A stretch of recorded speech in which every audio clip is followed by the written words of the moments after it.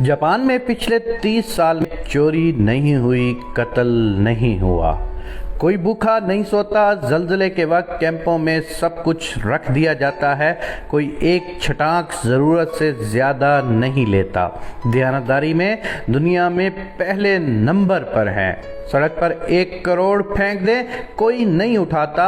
आप कंधा मारें, सामने वाला मुआवजत करता दिखाई देगा। तरक्की और टेक्नोलॉजी में दुनिया से 10 साल आगे जीते हैं। काम इतना करते हैं कि वज़ीर आज़म हाथ जोड़ के आराम के मशवरे देता है। सिगरेट की राख झाड़ने की डबिया जेब में रखते हैं। सफाई इतनी है कि सड़कों में मुंह नजर आए। पाबंदी वक्त इतनी कि 5 मिनट ट्रेन लेट हुई तो पूरी कंपनी बंद कर दी। इखलाक इतना बुलंद आप हैरत से मुंह तकते रह जाएंगे।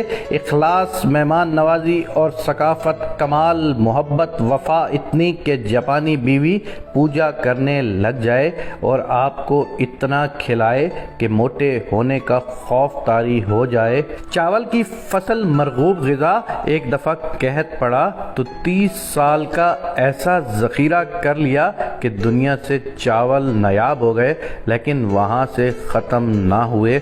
जापानी जिसके हो गए बस पत्थर पर लकीर। निज़ामे सेहत ऐसा कि टॉयलेट आपको जिस्म की पूरी डिटेल दे दे। 2 नंबरी और बेईमानी का तसव्वुर महाल।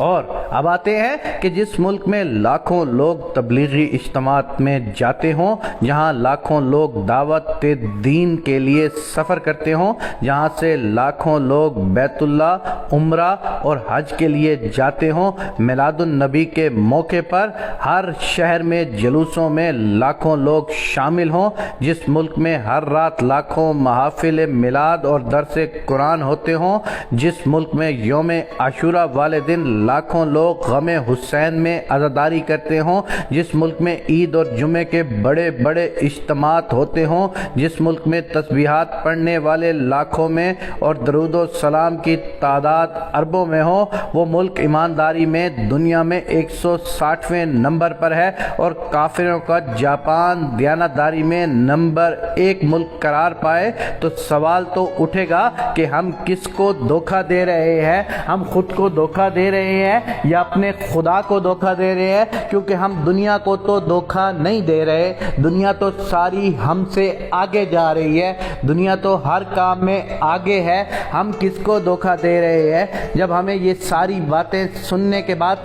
समझ आती है तो मालूम होता है कि हम किसी और को धोखा नहीं दे रहे, हम अपने आप को धोखा दे रहे हैं। और खुदावंद करीम ऐसा मेहरबान है कि हमें फिर भी रिस्क अता करता है। हम ऐसे मुल्क के रहने वाले लोग हैं कि जहां पर बिस्मिल्लाह डिपार्टमेंटल स्टोर, माशाअल्लाह करियाना स्टोर, अल्लाहू सब्जी वाला और ऐसे बहुत सारे नामों को आप रोज बोर्डों पर पढ़ते होंगे, लेकिन मजाल ऐसी है कि नमाज के वक्त में कोई अपनी दुकान को छोड़कर चला जाए, क्योंकि माशाअल्लाह जनरल स्टोर वाले को डर होता है कि माशाअल्लाह से कोई मुसलमान उसकी सफाई ना कर जाए, क्योंकि बिस्मिल्लाह सुपर स्टोर वाले को डर होता है कि कोई बिस्मिल्लाह पढ़ के उसके स्टोर की सफाई ना कर जाए। यहाँ पर मुसलमान सिर्फ नाम के रह गए हैं, हम पाकिस्तानी कौम सिर्फ नाम की रह गई है। पाकिस्तान का मतलब क्या? ला इलाहा इल्लल्लाह। हम जापान चले जाएं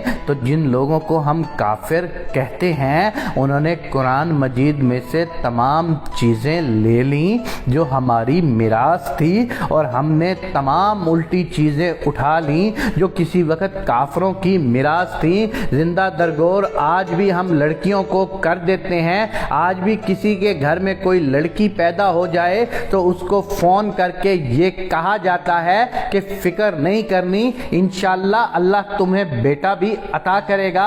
अरे बेटे मांगने वालों, अरे बेटे मांगने वालों, पहले अपने अंदर ईमान मांग लो, पहले अपने अंदर ईमान मांग लो। मैं आज अपने देखने वालों के साथ मिलकर अपने रब्बुल इज़्ज़त से ये दुआ मांगता हूँ कि मेरे पाक परवरदिगार पाकिस्तान का मुस्तकबिल रोशन फरमा। मेरे पाक परवरदिगार हम तमाम इंसानों के दिलों से मैल کو نکال دے، ہم 2 نمبر بےمان لوگوں کے دلوں سے 2 نمبری اور بےمانی نکال دے۔ میرے پاک اللہ ہمیں سکون والی زندگی عطا فرما، پاکستان پر اپنا رحم اور کرم فرما، پاکستان کو ایک عادل اور سچا حکمران عطا فرما، آمین یا رب العالمین۔